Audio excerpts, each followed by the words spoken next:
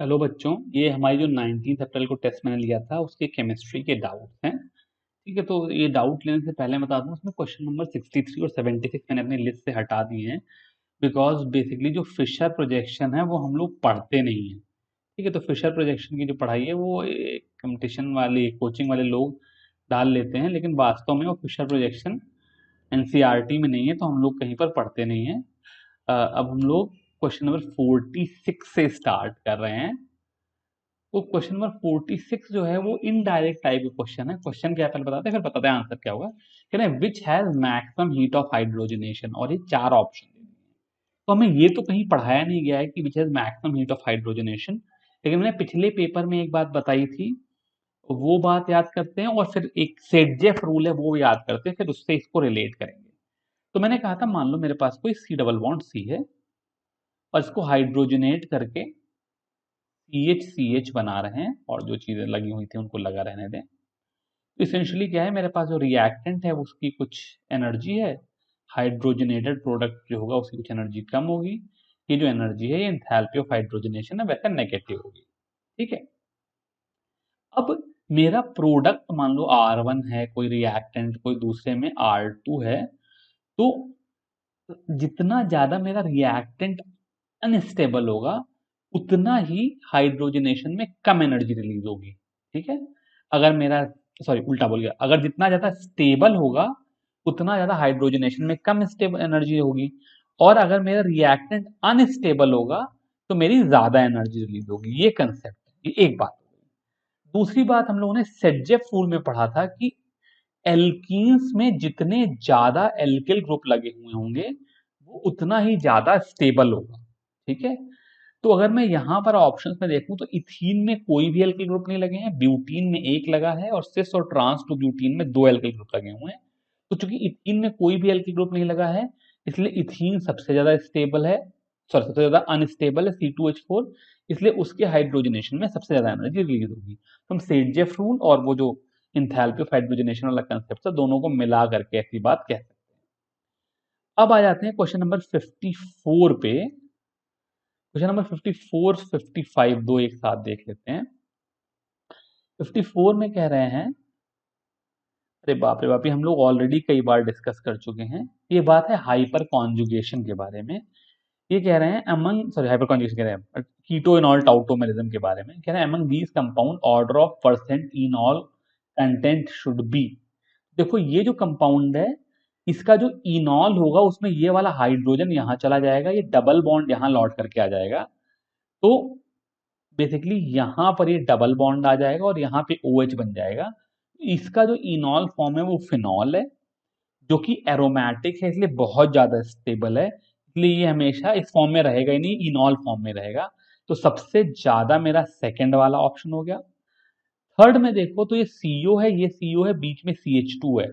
तो अगर ये हाइड्रोजन इधर चला जाए और ये डबल बॉन्ड यहाँ आ जाए तो ये डबल बॉन्ड इस डबल बॉन्ड के साथ कॉन्जुगेटेड हो जाएगा, और कॉन्जुगेटेड सिस्टम चूंकि ज्यादा स्टेबल है इसलिए थर्ड वाले में इनॉल कंटेंट थोड़ा होगा, और फिर इसमें कुछ खास फर्क नहीं पड़ेगा। तो बेसिकली इनॉल कंटेंट सेकंड में सबसे ज्यादा है, फिर थर्ड में उससे कम है, फर्स्ट में सबसे कम है। तो इनॉल फॉर्म वहां ज्यादा बन जाता है जहां पे कॉन्जुगेशन हो जाए, और अगर कॉन्जुगेशन होने से वो एरोमेटिक बन जा रहा हो तो बहुत ही ज्यादा हो जाएगा। ठीक है, ऐसा हम लोग पिछले पेपर्स में कर चुके हैं, फिर से आ गई ये बात। फिर कह रहे हैं solubility of AgBr in hypo solution is due to the formation of. तो भाई ये तो ऐसे में कहीं एनसीईआरटी में नहीं पढ़ाया गया है, लेकिन जब हम लोग AgBr के बारे में बल्कि शायद पढ़ाया हुआ है, जो कोऑर्डिनेशन कंपाउंड वाला चैप्टर के अंत में जो यूजेस दे रखे हैं कोऑर्डिनेशन कंपाउंड में वहां पर है। बेसिकली AgBr तो मैं मालूम है वैसे इनसॉल्युबल है, सिल्वर जब साइनाइड या अमोनिया जैसी चीजों के साथ जाता है तो कॉम्प्लेक्स बना लेता है, इसलिए उसके हैलाइड जो है वो सॉल्युबल हो जाते हैं। तो यहाँ पर भी सिल्वर जो है वो कॉम्प्लेक्स बना लेगा। अब सिल्वर जो है वो उसकी सेकेंडरी वैलेंसी 2 है, यानी कि वो दो थायोसल्फेट के साथ AgS2O3 ट्वाइस ये बनाएगा। तो Ag प्लस है और थायोसल्फेट के ऊपर 2 माइनस चार्ज होता है तो -4, तो 3 माइनस। तो ये जो फोर्थ वाला ऑप्शन है ये हाइपो का कॉम्प्लेक्स हो गया सिल्वर प्लस के साथ, और इसकी वजह से ही AgBr सॉल्युबल हो जाएगा।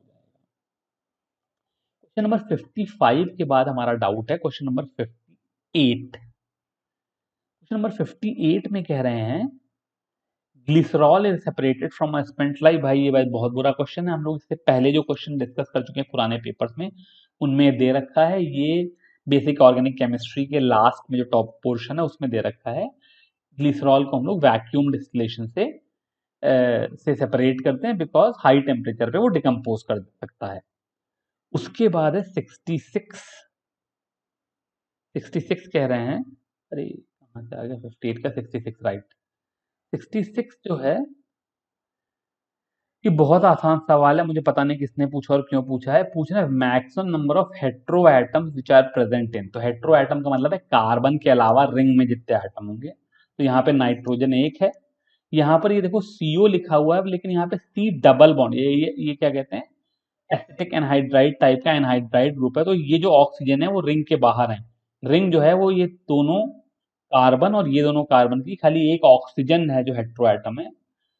यहाँ पर पूरे के पूरे कार्बन है तो कोई हेट्रो एटम नहीं है। इस रिंग में एक नाइट्रोजन एक ऑक्सीजन दो हेट्रो एटम है, तो इसी रिंग में सबसे ज्यादा हेट्रो एटम है। ठीक है। 66 के बाद हमारा नेक्स्ट क्वेश्चन है 70।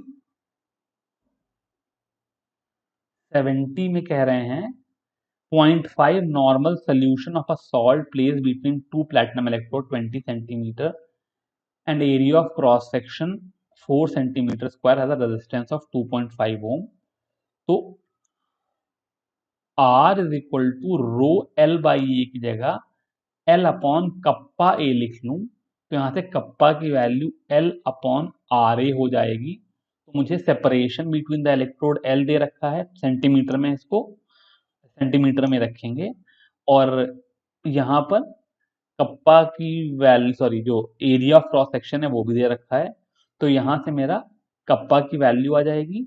अब equivalent conductance of the solution पूछा है, तो इक्विवेलेंट कंडक्टेंस जो होता है लेमडा इक्विवेलेंस, वो होता है कप्पा अपॉन नॉर्मेलिटी। अब यहाँ ध्यान देना, ये जो कप्पा है वो सेंटीमीटर वाली यूनिट में है, इसलिए नॉर्मेलिटी मुझे इक्विवेलेंट पर लीटर में जो दे रखी है उसको लीटर को सेंटीमीटर में कन्वर्ट करने के लिए 1/1000 लीटर पर सेंटीमीटर क्यूब करना होगा।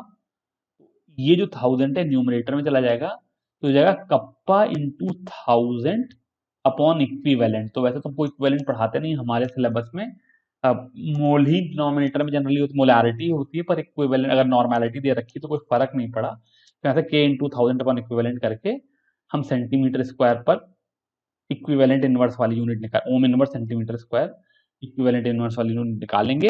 अभी देख लेना जो भी इसकी वैल्यू आ जाएगी कैलकुलेट कर लेना, मैं कैलकुलेट नहीं कर रहा हूँ। लेमडा निकाल लेने के बाद अब 72 नंबर क्वेश्चन पे आ जाते हैं। 72 नंबर क्वेश्चन पे कह रहे हैं which of the following disease is cause by deficiency of vitamin E. तो बेटा मेरे हिसाब से इसमें से कोई भी सही नहीं है, because very very vitamin B1 से या B2 से होती याद नहीं आ रही, पर विटामिन बी की है, रिकेट्स डी की है, स्कर्वी सी की है, और increase in blood clotting time ये विटामिन के की डेफिशिएंसी है। हालांकि उन्होंने आंसर ये फोर्थ दे रखा है लेकिन ये सही नहीं है। विटामिन ई की डेफिशिएंसी से मसल में कमजोरी या क्या कहते हैं बाल झड़ना या इस तरह की प्रॉब्लम होते हैं। 72 के बाद 78 आ जाते हैं। 78 कह रहे हैं when 2 mole of an ideal gas Cp is equal to 5/2R, मतलब बेसिकली मोनोएटॉमिक है, is heated from a 300K to 600K at constant temperature और at constant pressure, the change in entropy। तो बेटा ये मैंने कई बार पढ़ा रखा है, फिर से एक बार पढ़ा दूं। जो ds होता है वो dq बाई टी है। ठीक है, तो चेंज इन एंट्रोपी जो होगा इसका इंटीग्रल हो जाएगा। ये dq ncv dt by T का इंटीग्रल होकर के ncv ln T2 by T1 हो जाता है अगर मेरा आइसोकोरिक प्रोसेस है। ऐसे ही NCP लगा दूंगा तो ये NCP ln T2 by T1 हो जाएगा, जो कि मेरे इस सवाल में हो जाएगा। जब delta P is equal to 0 है तो यहाँ पे N 2 मोल है, Cp की वैल्यू 5/2R है, और ln T2 बाई T1 की वैल्यू यहाँ पे 600/300 ln 2 हो गई, जो कि 0.693 हो गई। इन दोनों को अगर हम मल्टीप्लाई कर रहे हैं तो 5 इंटू पॉइंट करीब करीब 3.5 आर के आसपास हो गई। तो ये वाला 5 RLN2 हो गई, थर्ड वाला आंसर हो गया। इसके अलावा जो हमारा आइसोथर्मल प्रोसेस है उसमें तो टेम्परेचर कांस्टेंट है, तो बेसिकली जो डेल्टा एस हो जाएगी वो 1/T कॉमन हो जाएगा, इंटीग्रल डी क्यू हो जाएगा, जो कि nRT ln V2/V1 upon T हो जाएगा। तो टी से टी कट गया, ये nr ln V2/V1 हो गया। ये मेरा एंट्रोपी चेंज हो गया आइसोथर्मल प्रोसेस के लिए। और एडियाबेटिक प्रोसेस के लिए चूंकि dq ही जीरो है इसलिए ds जीरो हो गया। तो ये चारों प्रोसेस के लिए मैंने फिर से लिखा दिया, मैं कई बार पढ़ा चुका हूँ, बार बार आता है, जिसको भी डाउट है उसको फिर से प्रैक्टिस कर लेना चाहिए। क्वेश्चन नंबर 81, 82 और 83 एक साथ आ गए मेरे पास, 3 सवाल। चलो देखते हैं 81 से। कह रहे हैं which of the following compound can not give iodoform test. ठीक है, तो जो आइडोफॉर्म टेस्ट देने के लिए या तो COCH3 ग्रुप होना चाहिए, कीटोन ऑब्लिक एल्डिहाइड, या CHOH CH3 ग्रुप होना चाहिए, यानी कि ऐसा अल्कोहल जो कि ऑक्सीडाइज हो करके कीटोन ऑब्लिक एल्डिहाइड दे रहा हो। ये एल्डिहाइड लिखा है, ठीक है ना। तो यहाँ देखो इथेनॉल जो है वो यहाँ पर हाइड्रोजन लगा लें तो इथेनॉल हो जाएगा। ये इथेनॉल देता है जो कि एडोफॉर्म टेस्ट देता है, एनसीईआरटी में अच्छे से दे रखा है। आइसोप्रोपेनॉल तो आइसोप्रोपेनॉल ऑक्सीडाइज होकर के एसीटोन देगा, ये तो देगा ही देगा। ऐसे ही ये ब्यूटेनोन देगा, ये देगा ही देगा। जो एसिटिक एसिड है ये तो ऑलरेडी ऑक्सीडाइज्ड है, तो ये एल्डिहाइड और कीटोन नहीं दे सकता ऑक्सीडाइज होकर के, इसलिए ये जो है आइडोफॉर्म टेस्ट नहीं देता है। तो हालांकि यहाँ पे CH3CO ग्रुप बना हुआ है, लेकिन फिर भी ये आइडोफॉर्म टेस्ट नहीं देगा। उसके लिए एल्डिहाइड कीटोन या अल्कोहल्स होने चाहिए। ठीक है, क्वेश्चन नंबर 82 बेटा है कि chlorine is obtained by various reactions by, ठीक है, तो ये एनसीईआरटी में दे रखा है KMnO4 HCl भी क्लोरीन दे देंगे, बिकॉज KMnO4 HCl में क्लोरीन को -1 से 0 पे ऑक्सीडाइज करा देगा। MnO2 HCl तो देते ही है। KCl और फ्लोरीन होगा तो फ्लोरीन क्लोरीन को डिस्प्लेस करा देगा। ये जो रिएक्शन है ये बोर्ड के प्रैक्टिकल में है, पोटेशियम डाइक्रोमेट क्लोराइड आयंस के साथ H2SO4 के प्रेजेंस में क्रोमाइल क्लोराइड गैस देता है CrO2Cl2। इसमें क्लोरीन नहीं बनेगी। ये क्वेश्चन नंबर 82 हो गया। क्वेश्चन नंबर 83 थोड़ा सा घुमा करके पूछा गया सवाल है, लेकिन अदरवाइज बहुत आसान है। ये कह रहे हैं in which one of the following compound CO bond have maximum value of rotational energy barrier. Rotational energy barrier ज्यादा है, इसका मतलब कौन आसानी से रोटेट नहीं कर सकता। तो इस सवाल का जवाब देने के लिए मैं तुमसे सवाल पूछूंगा कि कौन आसानी से रोटेट कर सकता है। तो बेसिकली क्या है, देखो सेकंड, थर्ड और फोर्थ इन तीनों में ही जो CO बॉन्ड है ये डबल बॉन्ड के साथ कॉन्जुगेटेड है। तो अगर मैं क्वेश्चन नंबर 83 कर रहा हूं, कंफ्यूज ना हो इसलिए यहां लिख दूं। तो अगर क्या हो रहा है, कहीं पर C डबल बॉन्ड O है जिसके बगल वाले साइड पे CH डबल बॉन्ड CH2 है, तो कभी कभी क्या होगा, ये ऑक्सीजन या इलेक्ट्रॉन खींच लेगा। ठीक है, ऑक्सीजन इलेक्ट्रॉन खींच लेगा तो रेजोनेंस में O-CCH यहाँ डबल बॉन्ड आ जाएगा, CH2+ बन जाएगा। और चूंकि यहाँ पर सिंगल बॉन्ड आ जाएगा इसलिए यहाँ पे रोटेट कर सकता है, सिंगल बॉन्ड में तो रोटेशन कोई दिक्कत नहीं है। तो इसका मतलब जितना ज्यादा रेजोनेंस स्ट्रक्चर में यहाँ पर सिंगल बॉन्ड आने की प्रोबेबिलिटी होगी, उतना ही सिंगल बॉन्ड कैरेक्टर की वजह से रोटेशनल एनर्जी बैरियर कम होगा। तो सेकेंड, थर्ड और फोर्थ सब में ही रेजोनेंस हो सकता है, इसलिए सभी में CO जो है वो पार्शियल सिंगल बॉन्ड कैरेक्टर होगा, इसलिए वहां पे कुछ रोटेशन हो सकता है, रोटेशनल एनर्जी बैरियर कम होगा।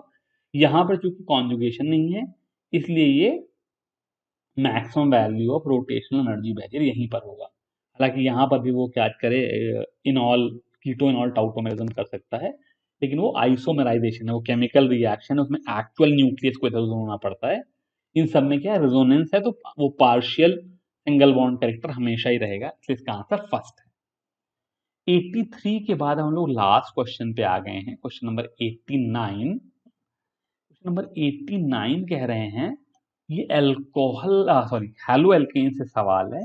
देखो क्या हुआ, ये नाइट्रोबेंजीन पे फ्लोरीन और क्लोरीन दोनों लगे हुए हैं, और पहले मैंने NaOH से ट्रीट कराया और बाद में H प्लस आयन दिया, तो बाद के H प्लस आयन की चिंता मत करो। तो बेसिकली NaOH किस हैलोजन को डिस्प्लेस करे, ये सवाल हो गया। में कंफ्यूजन बन जाता है, लोगों को लगता है कि फ्लोरीन और कार्बन का बॉन्ड जो है वो स्ट्रांग होगा और क्लोरीन और कार्बन का बॉन्ड वीक होगा, तो लोग बहुत सोचते हैं कि इसमें Cl हटा करके OH लगा दें। लेकिन यहाँ पर ध्यान देने वाली बात है, एनसीईआरटी में दे भी रखा है कि जो नाइट्रो ग्रुप है वो जब इलेक्ट्रॉन विड्रॉ करता है तो वो ऑर्थो और पैरा पोजीशन पे, मतलब ये वाला कार्बन, ये वाला कार्बन और ये वाला कार्बन, यहाँ पे पॉजिटिव चार्ज भेजता है, यहाँ पर इलेक्ट्रॉन डिफिशिएंट करता है। तो इसका मतलब यहाँ पर न्यूक्लियोफाइल का आना सबसे आसान होगा। तो इसका मतलब जो OH माइनस होगा ये ऑर्थो पैरा पे सब्स्टिट्यूशन करेगा, मेटा पे नहीं करेगा। ये बात एनसीईआरटी में बिल्कुल क्लियर दे रखी है। तो फ्लोरीन जो ये पैरा पोजीशन पे है, ये वाला हट जाएगा और फिर बाद में H प्लस की वजह से यहाँ पे OH लग जाएगा और क्लोरीन एज सच रह जाएगा। तो मैं सेकेंड आंसर जो है वो मेरा करेक्ट आंसर हो गया। इसके साथ हमारे ये सारे डाउट क्लियर हो गए तुम लोगों के। अभी के लिए बस इतना ही। Thank you very much.